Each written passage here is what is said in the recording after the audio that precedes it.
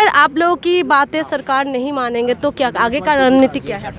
आगे की रणनीति हमारे नेताजी जैसे भी जो भी आदेश करेंगे, जो भी तय करेंगे, जो भी हमारे राष्ट्रीय अध्यक्ष ऐलान करेंगे, चाहे जंतर मंतर हो या संसद हो, कहीं भी चलने के लिए जैसा भी जिस तरह का जिस रूप से भी आंदोलन की तैयारी करेंगे वो आदेश करेंगे, वैसे ही हम तैयार हैं। अच्छा, 3 तारीख को बातचीत करने के लिए बोला है क्योंकि 3 तारीख को बातचीत करेंगे, लेकिन उससे पहले अगर सारे किसान यहाँ आ जाए तो पहले बातचीत करेंगे, उसमें क्या कहना है? रास्ते में आ रहे हैं किसान, हमारे रास्ते में कुछ बॉर्डरों पर रुके हुए हैं, कुछ किसान वहाँ हैं, फिर अंदर उतरेंगे दिल्ली में, फिर हम यहाँ थोड़ा बैठेंगे चैन से। अच्छा, यहाँ पर चैन से नहीं मांगती तो हम अंदर उतरेंगे।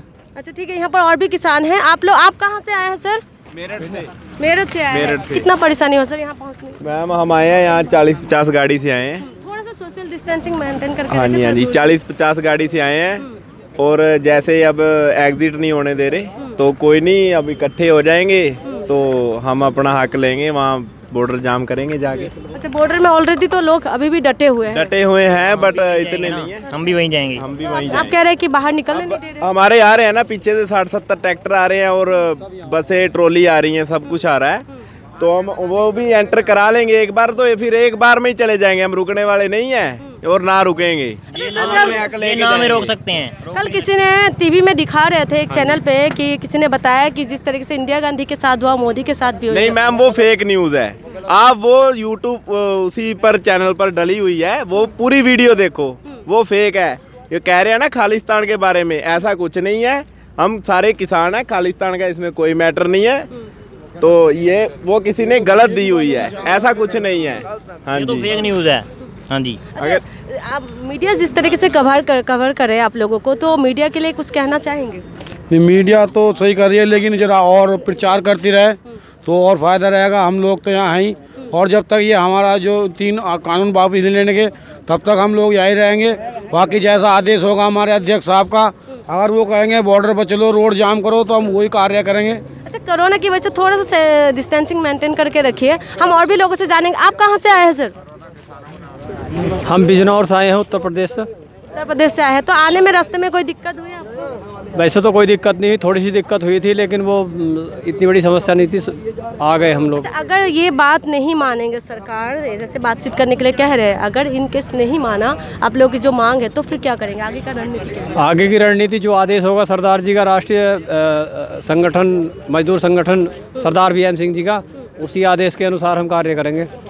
पुलिस का काम ना चलेगा तो टेढ़ी करेंगे फिर। अच्छा। किसान हम अपने बाल को छोड़ गए, अपना काम छोड़ गए, जड्डे पाले में है पड़े, तो ऐसे ही थोड़ा ही पड़े हैं। हम कोई नुमाइश ग्राउंड में प्रदर्शन करना थोड़ा ही आए।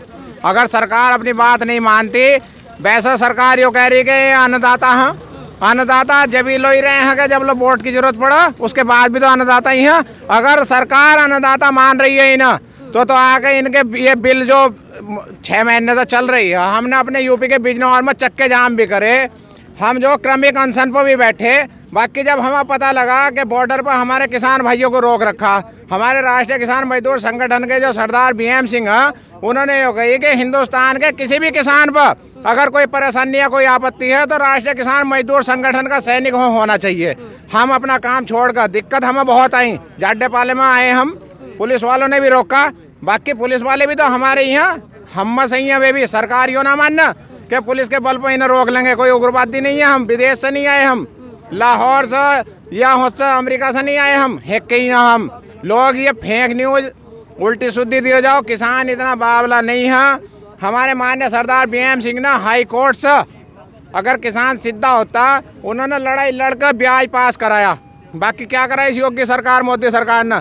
इन्होंने एक याचिका दायर कर दी कोर्ट में कि ये मिल मालिक ब्याज सहित पेमेंट नहीं दे सकते। ब्याज सहित तो ब्याज सहित मोदी जी कहते हैं कि 14 दिन के अंदर अंदर पेमेंट दिवाऊंगा। भाइयों बहनों, तुम्हारे दुख की घड़ी गई, कहाँ चली गई? 14 दिन की बात छोड़ो, 14 महीने हो गए, अभी पिछले साल का पेमेंट नहीं मिला। आपका गन्ना पड़ गया, उसका कोई रेट नहीं। तो समझो इस बात को। हम तो कह रहे हैं सरकार भी बनी रहो, किसान भी बने रहो। अगर सरकार किस पर राज करेगी जब ये जनता खुदकुशी करके मर जाएगी?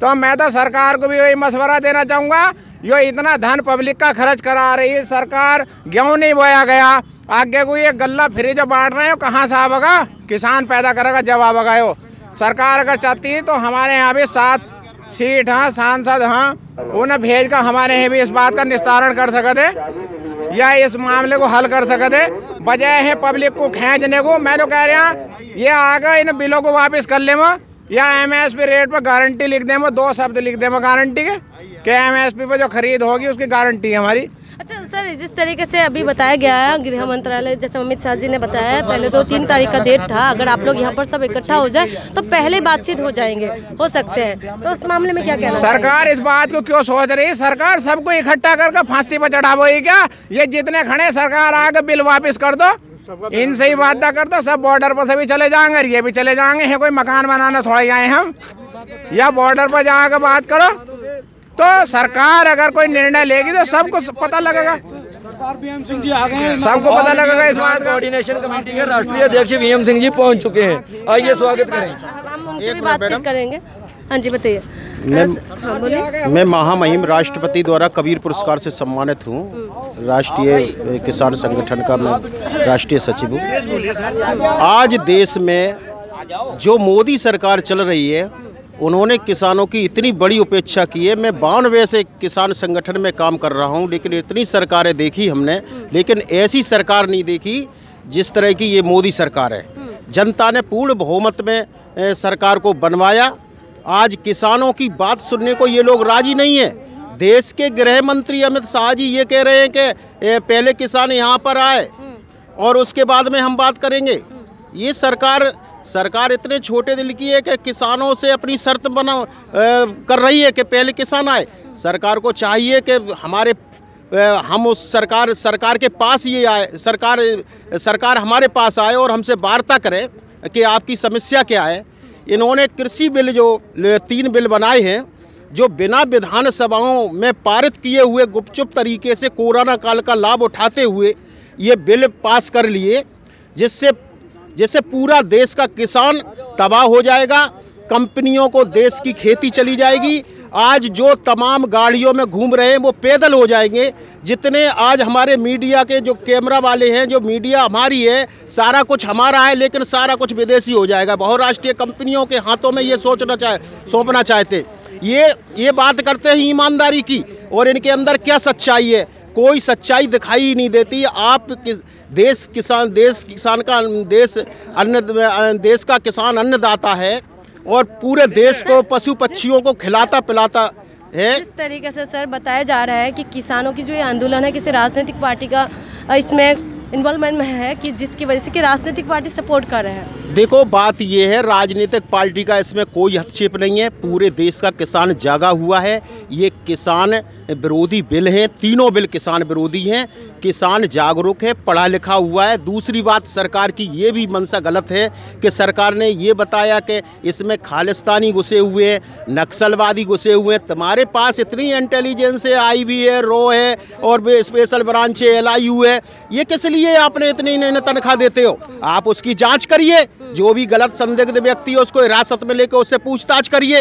ये जहां इन किसानों की रैली होगी, मजदूरों की रैली होगी, उसे तहस नहस करने के लिए ये तरह तरह के मनगढ़ंत आरोप लगाते हैं उन लोगों पर। अब आपने कोरोना काल की बात करते हैं, ये बिहार में इनकी रैलियां हुई और तेजस्वी की रैली हुई, तो उसमें इन्होंने कोई भी कोरोना काल का वो पालन नहीं करवाया। वहाँ कोई सोशल डिस्टेंसिंग नहीं थी। लेकिन आज किसान के लिए कोरोना हो रहा है।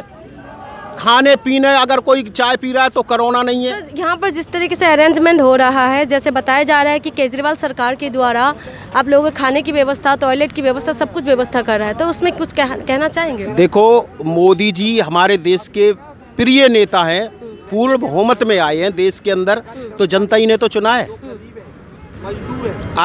और केजरीवाल को भी वहाँ की दिल्ली की जनता ने चुना है। तो इनका परम कर्तव्य है, इन्हें सत्ता में बैठे हुए हैं, लेकिन ये सत्ता के मद में, सत्ता के नशे में मोदी जी और गृह मंत्री अमित शाह जी चूर हैं। ये किसानों की नहीं सुनना चाहते। ये इनके हालात वो हो रहे हैं जैसे माननीय शरद जोशी महाराष्ट्र के किसान नेता थे, जो विदेश में राजदूत भी रहे। उन्होंने ये कहा था कि भारत सरकार के हालात एक नशेबाज की तरह है, एक नशेड़ी व्यक्ति की तरह के अपना घर पूरी तरह से बर्बाद कर रहे हैं और खुद स्वयं कंगाल होना चाहते हैं। वही सरकार के सरकार के विचार हैं। ये सरकार इतने नशे के मद में चूर है, इसे राजनीतिकरण कर रही है। अरे केजरीवाल जी हमारी मदद कर रहे हैं या कोई अन्य था और कोई मदद कर रहा है? मैं तो ये कह रहा हूँ ऐसे भामाश आए हैं जो देश की लड़ाई के लिए हमें सहयोग कर रहे हैं। हमारा कोई देश हित में आंदोलन है और देश हित में रहेगा। मोदी जी अपना नशा उतार लें, वरना ये किसान आने वाले समय में मोदी जी और अमित शाह जी का नशा उतारने को तैयार है।